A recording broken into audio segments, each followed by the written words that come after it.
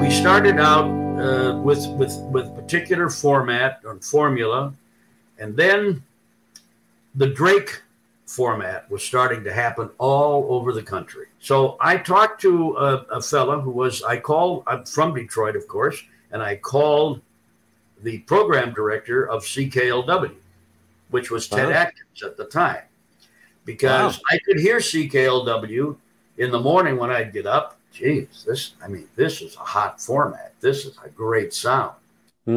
I called Ted at CKLW, and I said, I'm from Detroit, Bill Hennis. I'm a program director in New Haven. I said, I'm going to be in Detroit. I'd like to know if I could come and visit with you. And he said, sure. He says, great. I'd love to. I'll spend the day with you. I says, fantastic. So I fly in. I meet with Ted. He and I hit it off right away.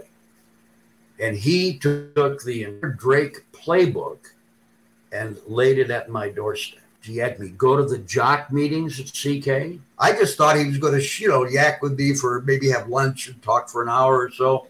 He laid out the whole system. And I'm taking notes and writing things down and that. By the time I left, I had everything here that I needed to do when I got back to New Haven. So you go back to New Haven, flip the format. It's now a imitation Drake station, but you got the real thing. You're about as close as you could get to the real deal. Yeah. The interesting part to me was I called Bert Sherwood. He was at a GM meeting. Every general manager was going to lay out the plans for the radio station. I just got back the Drake format. I had mentioned that I was list checking it out. And I said, it's unbelievable. He says, well, when are you going to put it on the air? I said, it's already on the air, Bert. He says, I figured. The only thing we need to order the jingles. He said, we'll order them. And he says, I'll go in and fake the meeting when I go into the meeting and give him a little bit of this, a little bit of that, and shuffle off to Buffalo.